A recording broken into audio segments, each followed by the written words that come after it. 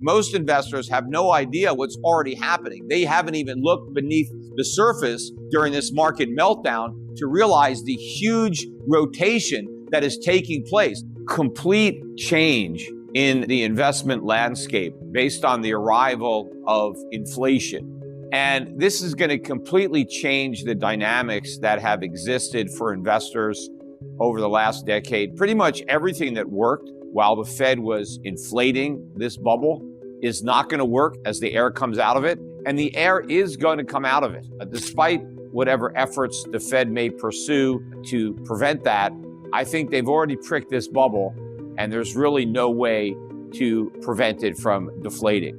So first of all, to discuss the topic of inflation, the first part of the stagflation equation, clearly we have a huge inflation problem, and we've had this inflation problem for over a decade. It's just that it hasn't manifested itself in a way that was problematic to the Fed or to investors, because the inflation was resulting in asset prices going up rather than consumer prices. I mean, consumer prices went up, but not by an amount that caused an alarm, especially since the government was able to disguise the true degree to which prices were rising with the CPI, which doesn't really do a good job, I think, by design, of accurately reflecting what's happening in prices. It substantially understates the degree to which prices are going up.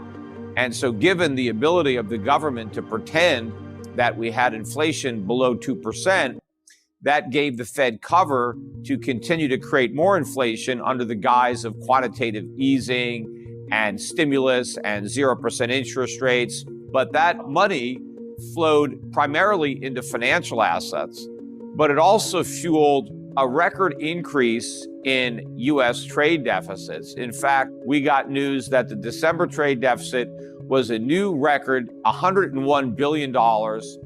That is the first month where we've had a trade deficit in excess of $100 billion. This is merchandise trade, goods. And for the entire year, our trade deficit in goods eclipsed $1 trillion. That is an unheard of deficit. Never before has anything that bad been achieved, by any nation. Part of that actually kept a lid on inflation, even though the way the government measures inflation, we had a 7% increase in consumer prices. Imagine how much more consumer prices would have gone up had $1 trillion worth of stuff not been dumped into our market by our trading partners. And how did we pay for all this stuff? We didn't. We printed money, and we exchanged the money we printed for the goods that the rest of the world produced.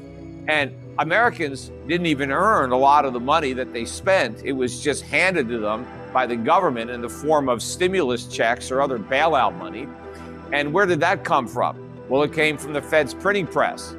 We did the worst possible combination of monetary and fiscal policy in 2000, when we first entered, the pandemic, March of 2000, because as the economy was shutting down due to COVID and due to government restrictions as a result of COVID, instead of doing the right thing and contracting money supply along with the economy, so demand would go down with supply, the government and the Fed conspired for the worst combination of monetary and fiscal policy probably in the history of the United States.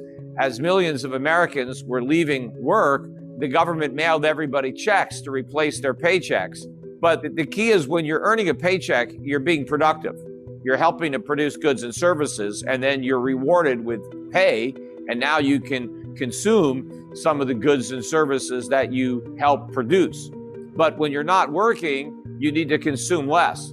But the government didn't want that, because that would have meant a more severe recession. So the government sent everybody money to buy goods and services that they weren't producing. And the fact that we have big shortages should not have been a surprise. I mean, it's an obvious consequence of a failure to produce. You don't have stuff and you get a shortage. But we had all this extra demand thanks to the government and the Federal Reserve. And we haven't even really begun to feel all the consequences of that inflation. I think the inflation that we've experienced in 2021, a lot of that was largely the delayed consequence of the inflation that was produced prior to 2020. I don't even think we've caught up to that inflation yet, which is one of the reasons that we're going much higher. And not only wasn't inflation transitory, but it's going to be far higher than it was during that supposed transitory period. And of course, I was one of the few people when the Federal Reserve was claiming that the inflation we were experiencing would be transitory. At the time, I said the Fed was lying about that. I said that inflation was as transitory as the subprime market was contained. That's exactly the lie that the Fed told us in 2007 when the mortgage market blew up, the subprime market. The Fed told us not to worry, that there wasn't going to be a problem, that the damage was contained to this small segment of the mortgage market. It wouldn't affect the overall housing market. It wouldn't affect the economy. And of course, we ended up with the 2008 financial crisis.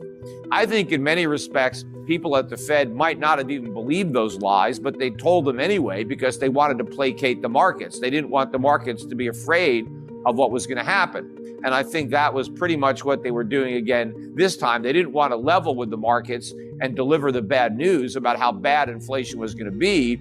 So they just pretended it was transitory. Now, maybe they also hope that the problem will go away. In fact, they're still hoping it's going to go away, because if you look at what Powell is talking about doing in order to fight this inflation that it now admits wasn't transitory, is too little too late. How are you going to do something about an inflation problem by throwing gasoline on it? Still a stimulative rate of interest.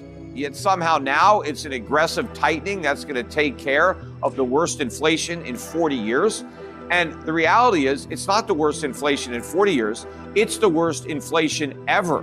Because 40 years ago, when we were measuring inflation, we were using a very different CPI than the one we're using now. So you can't really compare the CPI today to the CPI 40 years ago when they're completely different.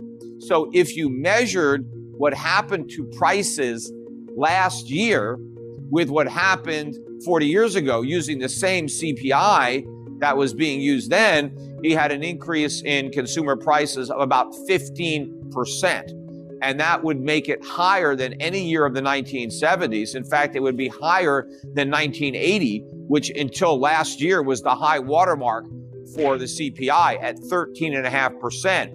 But how did we put out the inflation fire in 1980?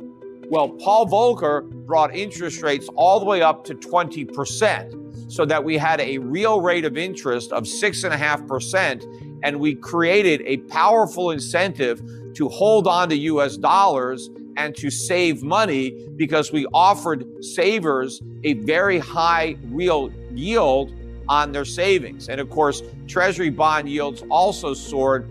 I think the yields on 30-year bonds got up to something like 14%. And so we were offering a positive yield. Inflation, even if you believe the government's numbers, which I don't, still a negative 6% interest rate. You are not going to encourage savings with negative 6%. You're not going to discourage debt. You're not going to do anything to change the dynamic. You're not going to get out in front of the inflation curve. You're going to fall further and further behind if you continue to stimulate with cheap money. Now, yes, it's not as cheap as it was, but if inflation continues to accelerate, which it likely will, real interest rates will actually be falling, even as the Fed is slightly raising nominal interest rates. So they're actually pursuing a more stimulative policy while pretending to tighten. So they're continuing to make this inflation problem worse. But here is the bigger problem. The only way the Fed was able to justify these artificially low interest rates and quantitative easing was under the pretense that an absence of inflation gave them the leeway to do that. Now that inflation is triple or more, 2%, there is no way the Fed can justify maintaining the artificially low interest rates. Because even if they raise interest rates 2%, They're still artificially low. The only reason that the Fed kept rates so low was because we had such a gigantic debt bubble that those low interest rates were the only thing keeping us afloat. If interest rates were allowed to normalize, we would have a far worse financial crisis than 2008. We would have all the big banks that we bailed out failing. We'd have a crash in the stock market. We have a crash in the real estate market. And not only would the private sector have difficulty servicing its debts if the Fed were to allow interest rates to go to a natural level, but the United States government would also be in the same predicament, maybe even in a worse predicament. The US government would be forced to default on its national debt. So the reality is the Fed is caught between a rock and a hard place. There is no way out. There's only a bad choice and a worse choice. The bad choice is to fight inflation, let interest rates go up, and let everything collapse. The worst choice would be to continue to create inflation to avoid that and postpone the consequences of hyperinflation. But unfortunately, that's likely the choice that they're going to make. And so what do investors need to do based on this new reality? Because even though the Fed is still going to be providing cheap money, it's not going to be cheap enough to sustain the bubble. The air is already coming out of the bubble merely based on the fact that the Fed is talking about tiny rate hikes in the future has already collapsed a lot of the bubble stocks. A lot of these stocks are down 50% or more. They're going to continue to fall. In the meantime, look around the world. As I'm speaking, I think the Nasdaq's down about 14%. S&P was off about 9%. Foreign markets are up, especially if you look at the value stocks. We're seeing huge rallies in dividend-paying stocks in Europe and Asia, stocks that have been left for dead for years, stocks that were used as a source of funds. People are now piling into those stocks as they liquidate these overpriced assets because you can't go to cash right now. In an inflationary environment like the one we're in now, if you want to get out of overpriced US stocks, companies that don't earn money, that trade on a dream, that have high PEs or no E's at all, and they just, trade on hope and prayer. As people are selling these stocks because the momentum is no longer there, they can't go to cash because inflation is going to destroy the value of their cash. They can't go to bonds because they have the same inflation problem with bonds, only worse because they can't get their cash until the bonds mature. And they could take a huge loss on the bonds if they want to sell prior to maturity, as ultimately long-term interest rates go up. So where do you go when you get out of overpriced US stocks? Well, you got to go into underpriced foreign stocks, which basically allows you to accomplish two things. You get out of US stocks and you get into better valued companies that actually make money right now, not potentially in the future, but that make money right now, making things, selling things, generating earnings and paying dividends. But you also get out of the US dollar because the dollar is going to collapse when people understand that the Fed has no ability to control inflation, and inflation is going to continue to erode away the value of the dollar. What's really going to cause this recession is inflation, because inflation is going to drive the cost of living up so high that Americans are going to be spending a very high percentage of their disposable income on the basic necessities: food, energy, rent, insurance, healthcare. They're not going to have money left over for discretionary spending. And that means the people who earn a living in the part of the economy that benefits from that discretionary spending, they're going to be unemployed. You got to get out of the dollar, and you need to be in inflation hedge investments. One, obviously, being gold and silver. Prices are going to go up dramatically. I think we're going to have another leg similar to the leg we had from 2001 to 2011, where gold was up about 5x. It could easily happen again. Forget about tech stocks.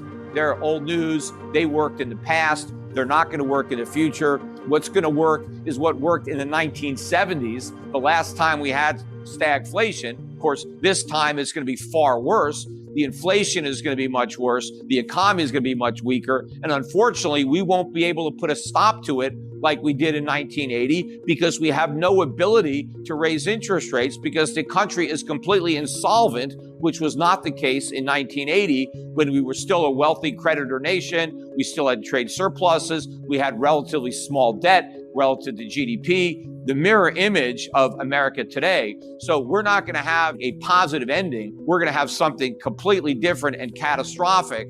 And so it's even more important that you stagflation-proof your portfolio because it might end up being an inflationary depression, not just a recession, but a depression. And the inflation could end up being hyperinflation. And so you also want to get into foreign equities. I think that should be the bulk of a portfolio, good dividend-paying foreign equities. So you need to follow that blueprint.